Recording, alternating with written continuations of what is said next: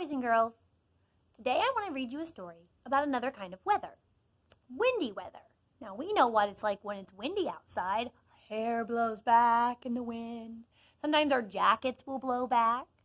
But I've got a story for you today about windy weather, and I have a couple of different activities for you to do with windy weather. So here's our story. A Windy Day by Melvin and Gilda Berger.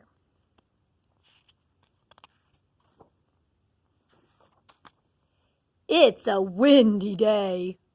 Look at that tree. Hold on to your hat. The wind is blowing. Wind is moving air. Wind pushes boats. Wind makes kites fly.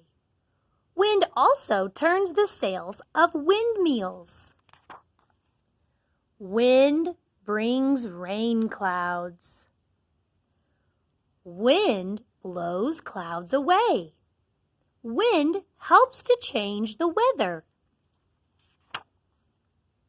Some wind is slow. A slow wind is slow-moving air. A fast wind is fast-moving air. Some wind is fast. Fast wind can push over trees.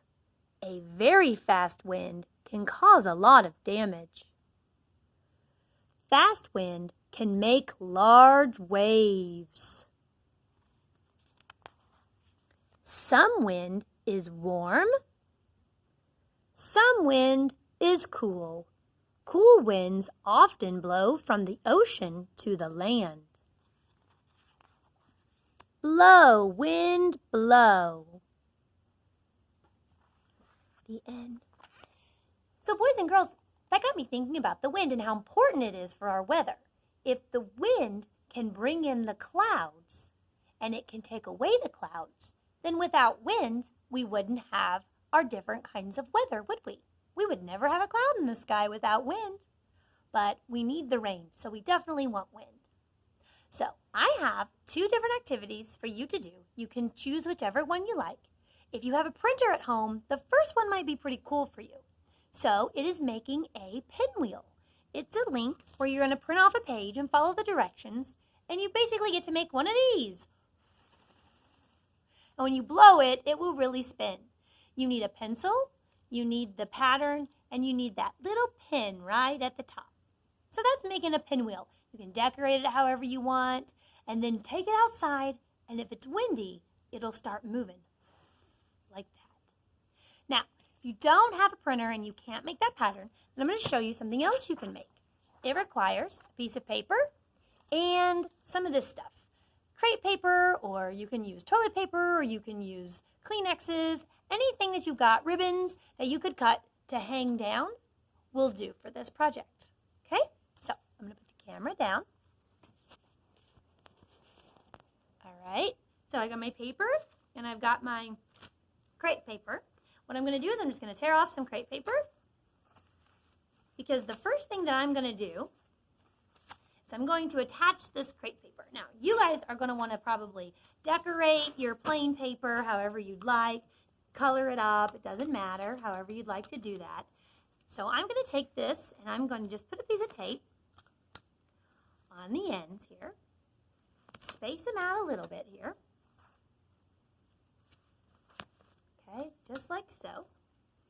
And now once I get all of my crepe paper attached, see? Once I get all my crepe paper attached, I'm going to take my regular paper and I'm going to roll it in on itself to make it into a tube. Now, if you have tape, you can tape it, but I am using a stapler for right now. Now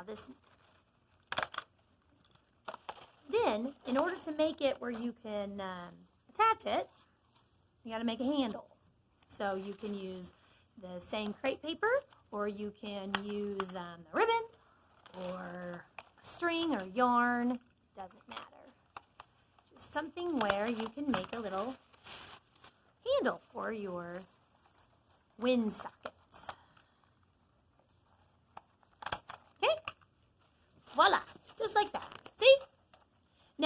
if you take this and you hang this outside, I have some questions on Seesaw for you to answer, because you're going to notice that this thing will actually start moving when the wind hits it. See that? So I want you to do some notices and some wonders for me. They're on Seesaw. Check it out, okay? And I will see you later. Bye, guys.